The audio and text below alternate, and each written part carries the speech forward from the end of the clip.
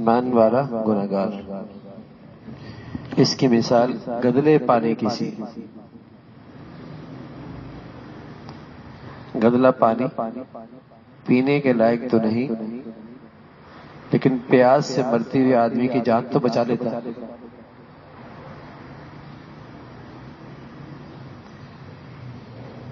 تو ایمان جس میں گناہ شامل ہو جائے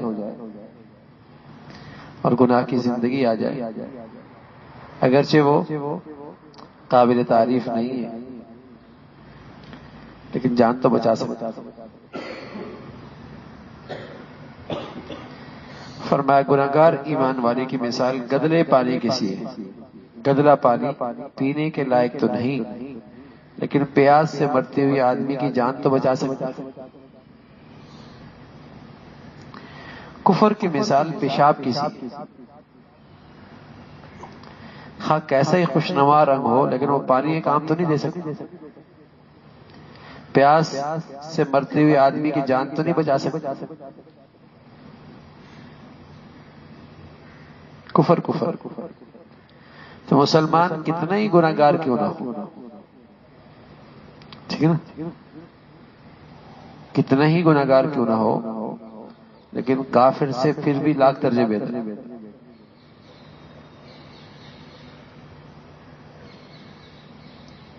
بس یہ ہے کہ اللہ کرے گناہوں کی نحوستوں کی وجہ سے کہیں ایمان چلا نہ جائے، بس یہ، ورنہ ایمان ہے نا اور مر گیا،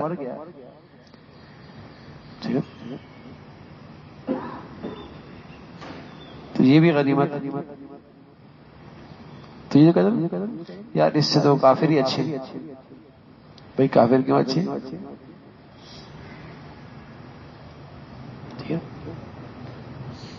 ایمان والے سے تو کافر اچھا نہیں ہو سکتا، بشرط یہ کہ ایمان ہو، ٹھیک ہے نا۔ ظاہر ہے گدلا پانی پیشاب سے زیادہ اچھا ہے نا، جان تو بچا لے گا مرتے وقت گدلا پانی بھی، اگرچہ پینے کے لائق نہیں۔ تو یہ جملہ اچھا نہیں ہے، یار مسلمانوں سے تو کافر ہی اچھے ہیں۔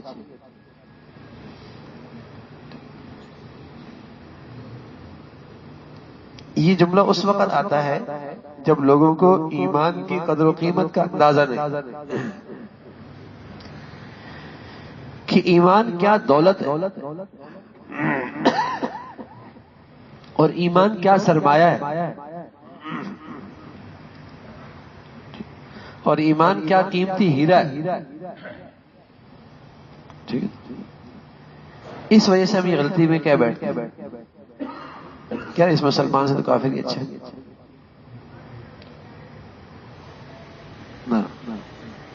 ایمان کا ذرہ بھی بہت قیمتی، ہاں یہ فکر ہمیشہ کرتے رہنی چاہیے اور اس پر اطمینان نہیں رہنا چاہیے کہ میں چونکہ ایمان والا ہوں بس جنتی ہوں، چونکہ میں کلمہ گو ہوں بس اسلام ہی پہ مروں گا۔ نا، یہ ڈرتے رہنا چاہیے کہ گناہوں کی نحوست سے میری ایمان چلا ہی نہ جائے، کہیں میں خاتمہ اسلام سے محروم ہی نہ ہو جاؤں۔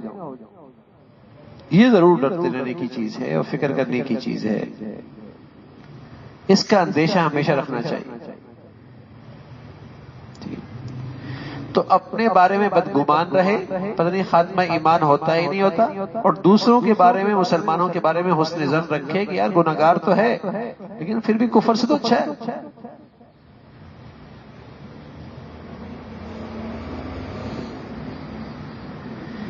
تو ایمان بڑی چیز ہے۔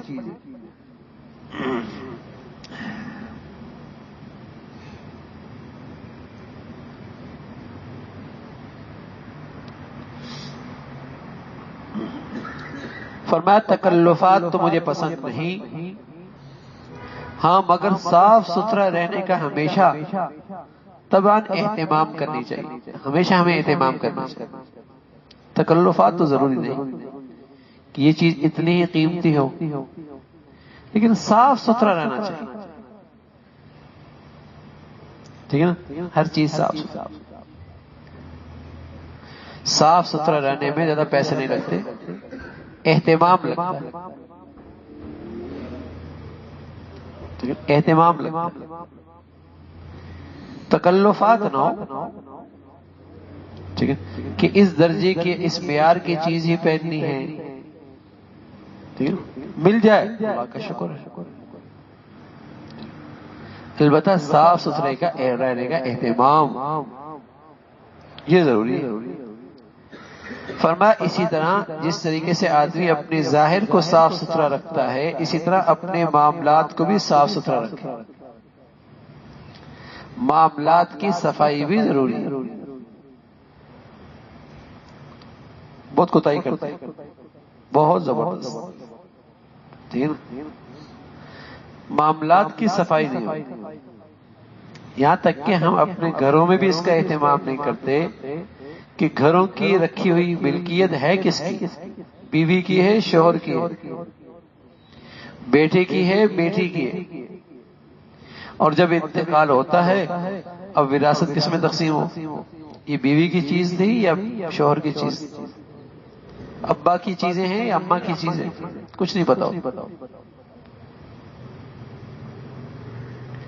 معاملات کے معاملے میں ہم بہت کوتاہ، اس لیے کہ معاملات کا دین ہی ختم ہو گیا،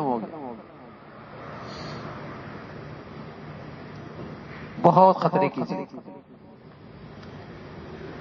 بس اوقات دو بھائی اکٹھے ابا کے ساتھ کام کر رہے ہوتے ہیں، ٹھیک ہے، اور کوئی معاملہ طے نہیں ہوتا، صفائی نہیں ہوتی معاملے میں کہ وہ کس حیثیت سے ابا کے ساتھ کام میں شامل ہے،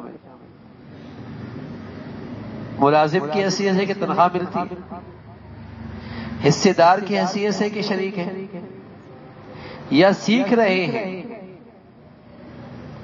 ٹھیک ہے نا، وہ نہ حصے دار ہیں نہ وہ ملازم ہیں، کوئی چیز طے نہیں ہوتی، زندگی کا پتہ کوئی نہیں ہوتا، کسی کا بھی انتقال ہو جاتا ہے اور ڈور ساری الجھ جاتی،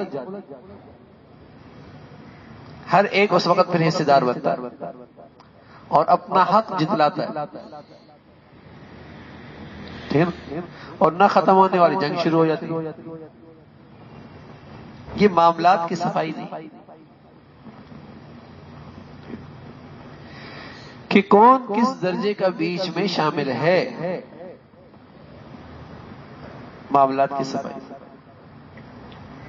صاف پتہ ہونا چاہیے کہ یہ کس حیثیت سے آیا ہے، بس اوقات بڑا بیٹا کام میں پہلے آ گیا، چھوٹا بیٹا 15 سال کے بعد آیا، اب باپ کا انتقال ہو گیا، اب بڑا بیٹا کہتا ہے کمایا تو میں نے، تمہیں میں برابر کا کیسے دوں،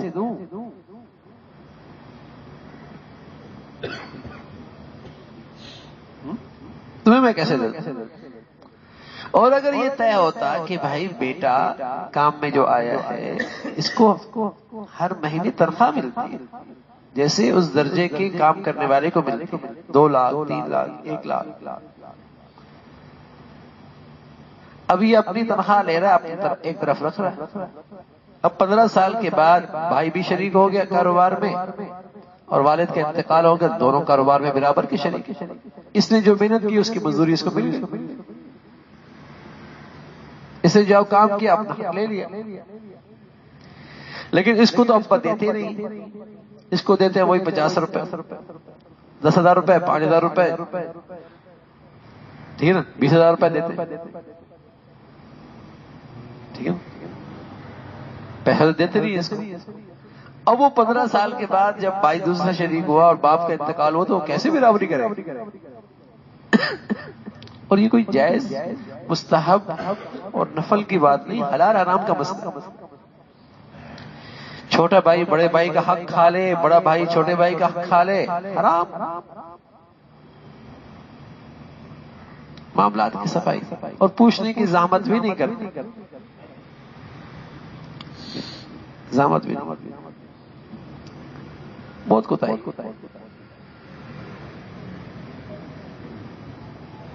یا تو اس کو کاروبار میں شریک کر لیا آپ کہ ابا کے 90% اور 10% بچے ہیں کاروبار، باقی جب وراثت تقسیم ہوگی پھر 90% میں ہوگی، 10% میں ہوگی نہیں۔ تو کس حیثیت سے وہ معاملات میں آ رہا ہے؟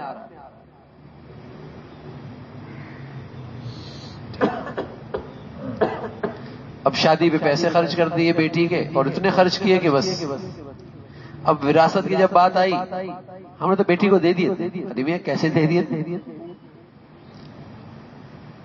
نہیں، ہم نے جو اس کی شادی کی تھی نا، اس کو جہیز بھی دیا تھا اور بہت کچھ نقدی بھی تھی اور ایک گھر بھی اس کو دے دیا تھا۔ ارے میاں وہ جہیز آپ نے دیا تھا وہ رسم پوری کرنے کے لیے دیا تھا، وراثت تو شریعت کے مطابق آپ کو دینی پڑے گی۔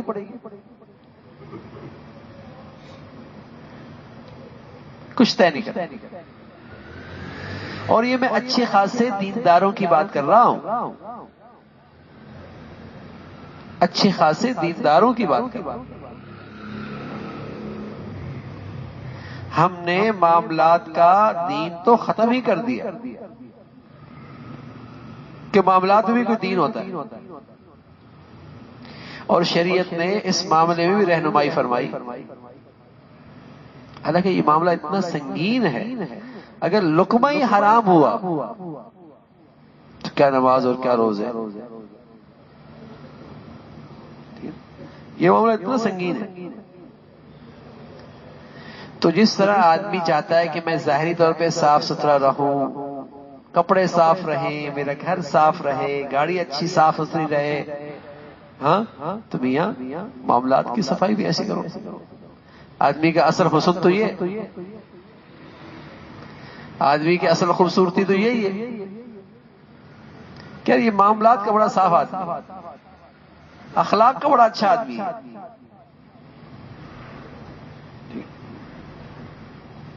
اور میرے عزیزو، برکت ہوتی ہے، برکت یقین جانے برکت ہوتی ہے۔ حدیث میں رسول اللہ صلی اللہ علیہ وسلم نے فرمایا، آدمی اس وقت تک نہیں مرتا جب تک کہ اپنا رزق مکمل نہ کرے۔ کوئی تجربے کی بات نہیں بتا رہا، وحی کی بات بتا رہا ہوں۔ آدمی اس وقت تک نہیں مرتا جب تک کہ اپنا رزق مکمل نہ کرے، اور فرمایا پھر اپنا رزق اچھی طریقے سے حاصل کرو، حلال طریقے سے حاصل کرو، جائز طریقے سے حاصل کرو، نہ حق اور ناجائز طریقے سے نہ لو، اس لیے کہ تم اپنے حصے سے زیادہ تو کھاؤ گے نہیں، صرف اپنے لیے بوجھ بناؤ گے، وہ تمہیں کہیں ہسپتال پہنچا دے گا، کہیں تھانے پہنچا دے گا، کہیں مصیبت میں ڈال دے گا، اس لیے کہ تمہارا تو وہ ہے نہیں، جس کا ہے وہاں پہنچا کے آنا ہے آپ نے، وہاں چھوڑ کے آنا ہے۔ تو جو رزق ہے وہ تو مرنے سے پہلے پورا ہو کے رہے گا، وہ کہیں نہیں جانا۔ ساری دنیا اکٹھی ہو جائے نا بھائی، میرا ایک لقمہ نہیں بڑھ سکتا، اور ساری دنیا بندش کرنے پہ آ جائے تو میرا ایک لقمہ کام نہیں کر سکتا۔ یاد رکھنا یہ بات، ساری دنیا اکٹھی ہو جائے۔ اللہ نے رزق کا معاملہ بندوں کے ہاتھ نہیں رکھا، ورنہ تو یہ انسان اتنا بخیل ہے کسی کو نہ دیتا، یہ معاملہ اللہ نے اپنے پاس رکھا۔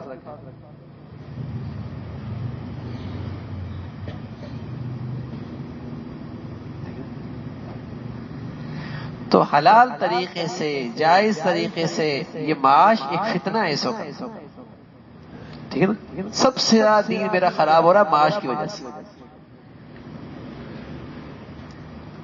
آج سب سے زیادہ دین جو خراب ہو رہا ہے کس کی وجہ سے ہو رہا ہے؟ معاش کی وجہ سے۔ یہی سب سے بڑا بت ہے، اور اس بت پر ہر چیز قربان، جان قربان، عزت قربان، آبرو گمزان، شرم حیا کا قربان، اخلاقیات قربان، سب قربان اس پر، رشتے ناطے قربان، سب چیزیں اس پہ قربانی، یہ ایسا بت ہے، ہر چیز کی قربانی ہے اس کے لیے، یہ نہ جائے بس۔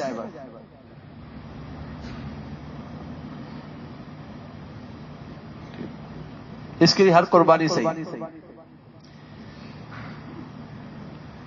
تو معاملات کی صفائی ہمارے ہاں شرعی مسائل پڑھائے جاتے ہیں،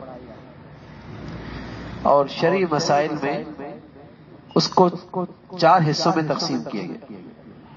4 کتابیں اس میں. ایک کتاب عبادت کی ہے، 3 کتابیں معاملات کی. ہدایہ ثانی، ہدایہ ثالث، ہدایہ رابع. یہ 3 کتابیں معاملات کے متعلق ہیں، ایک کتاب عبادت کے متعلق.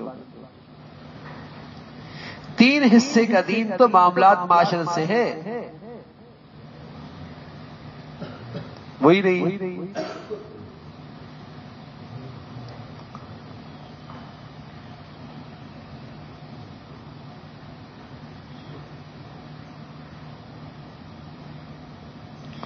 آرام سے رہو اور آرام سے چلتے رہو، بلا وجہ اپنے آپ کو مشکل میں نہ ڈالو.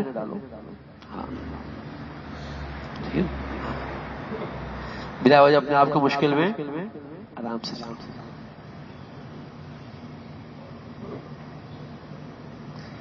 آدمی کو چاہیے کچھ رقم اپنے پاس رکھے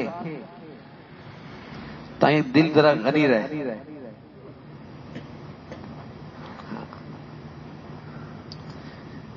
تھوڑے پیسے جمع کر لیا کر، کیونکہ جتنا زیادہ پڑا ہوتا ہے میرا اطمینان زیادہ ہوتا ہے. وہ اور لوگ جن کو اللہ کی ذات پہ یقین، بھروسہ، اپنا گھر کا سب کچھ بھی خرچ کر دیتے تو پھر بھی مطمئن رہتے. تو کچھ رکھنا چاہیے تاکہ دل غنی رہے. زیادہ وظائف سے خشکی ہوتی، زیادہ وظائف سے کیا ہوتی؟ خشکی ہوتی. بس حرام سے بچ جاؤ، یہ سب سے بڑا وظیفہ ہے. زیادہ وظائف نہیں. بعض عورتیں ہوتی ہیں یہ وظیفہ بھی کر رہی ہے، ہر نماز کے بعد کوئی نہ کوئی وظیفہ، وظیفے ہی وظیفے، ٹھیک ہے نا. اور ساتھ ساتھ غیبت کا وظیفہ بھی کر رہی ہوتی ہے. اصل وظیفہ ہے گناہوں سے بچا. اللہ کے حق میں گناہ نہ ہو، مخلوق کے حق میں گناہ ہو، یہ وظیفہ. باقی تلاوت کرو، کچھ تسبیحات پڑھ لو، ٹھیک.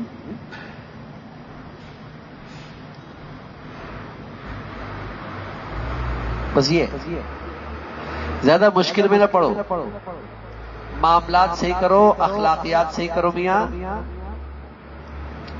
ٹھیک ہے نا. یہ اصل دین ہے. کچھ تسبیحات بتائی جاتی ہیں وہ بھی صرف اس لیے کہ آپ کے اندر توانائی آئے، فرائض پورا کرنے کے لیے، حرام سے بچنے کے لیے طاقت پیدا ہو جائے.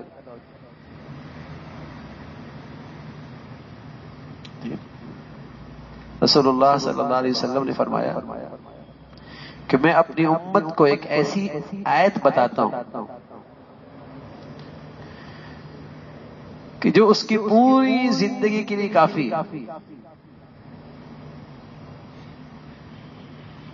میں اپنی امت کو ایک ایسی آیت بتاتا ہوں جو اس کے لیے پوری زندگی کے لیے کافی. شاید ہم وہ آیت سن کے اتنی خوشی نہیں ہوگی جتنی خوشی ہمیں اس سے ہوتی ہے کہ یہ سونے کی دکان ہے، یہ تو لے لے، تیری ساری زندگی کے لیے کافی. کیا خوشی ہے. 4 کلو سونا یہ تو لے لے، تیری زندگی کے لیے کافی. کتنی خوشی ہو. یہ کارخانہ تو لے لے، تیری زندگی کے لیے کافی. ایسا ہی ہے نا. اللہ کے فرمایا کہ تمہیں ایسی آیت بتا دو میری امت کے لیے کافی ہو. اور پھر فرمایا وَمَن يَتَّقِ اللَّهَ يَجْعَل لَّهُ مَخْرَجًا وَمَن يَتَّقِ اللَّهَ يَجْعَل لَّهُ مِنْ أَمْرِهِ يُسْرًا. جو گناہوں سے بچتا ہے اللہ اس کا معاش بھی آسان کر دیتا ہے اور اس کی مشکلیں بھی آسان کر دیتا ہے. یہ ہے وظیفہ، یہ ہے وظیفہ کہ زندگی کی مشکلیں بھی حل، زندگی کی مشکلیں بھی آسان، معاش کا مسئلہ بھی آسان. اللہ کے نبی فرمانے لگے میں ایسی آیت بتاتا ہوں جو میری امت کے لیے کافی ہو جائے گی.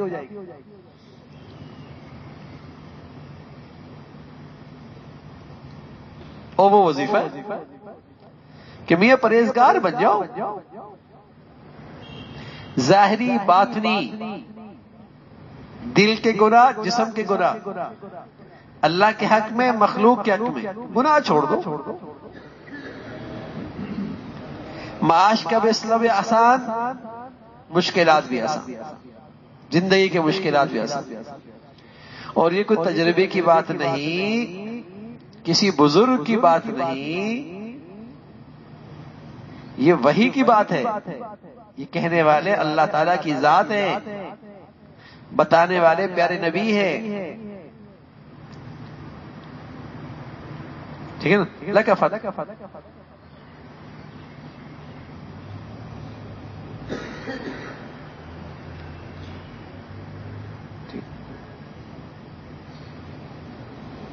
تو سب سے بڑا وظیفہ ہے.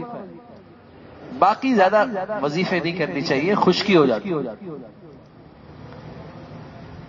ہم ایک مرتبہ گئے ریمنڈ، تو وہاں بعض لوگ بچے ہوتے ہیں، وہ نئے نئے ہوتے ہیں تو خشک، نیند نہیں آ رہی ہوتی، وہ اتنے وظیفے کر چکے ہوتے ہیں.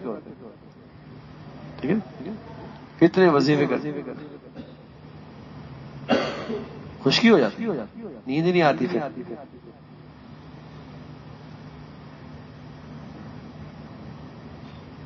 تو آرام آرام سے چلے. ٹھیک ہے، دین بہت آسان، بہت سہل. ٹھیک ہے نا؟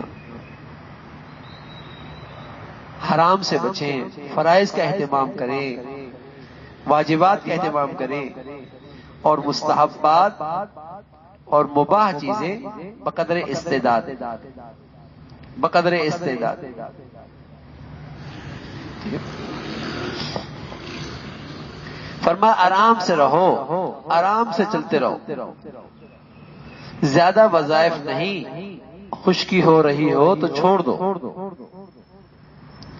کچھ مقویات استعمال کرو، چہل قدمی کیا کرو، احباب سے ملو، ملنا جلنا بھی کرو. ٹھیک ہے نا؟ ورنہ آدمی خشکی ہو جاتا. ٹھیک ہے نا؟ ہمارا دین کہتا ہے جسم کا بھی خیال رکھو، اپنی راحت کا بھی خیال رکھو، صحت کا بھی خیال رکھو. سبحان اللہ، یہ ہمارا دین ہے، خوبصورت دین. اچھے مزاج والے لوگ اٹھے بیٹھو بھی صحیح، طبیعت میں بشاشت رہے. ورنہ بعض لوگ بالکل اکیلے بیٹھے سوچتے ہی رہتے، سوچتے رہتے. ٹھیک ہے، پھر کہتے نیند نہیں آتی رات کو. تو کیسے آئے گی بھائی؟ سوچ سوچ کے دماغ کو اتنا خوش کرتے، نیند کیسے آئے گی؟ ٹھیک ہے نا؟ اکیلے بیٹھے سوچ رہے ہیں، یہ بیچاری اور اکیلی بیٹھی ہے، سوچتی رہتی، پھر نیند نہیں آتی. ٹھیک ہے، ایسا نہیں. اچھے لوگوں کے ساتھ بیٹھو، جس سے کوئی اچھی بات سنے، مزاج اچھا ہو، طبیعت اچھی ہو، طبیعت میں بشاشت آئے. ایکسرسائز ہے، صحت کا خیال رکھو، اور نیکی بھی کرتے رہو، اعمال بھی کرتے رہو.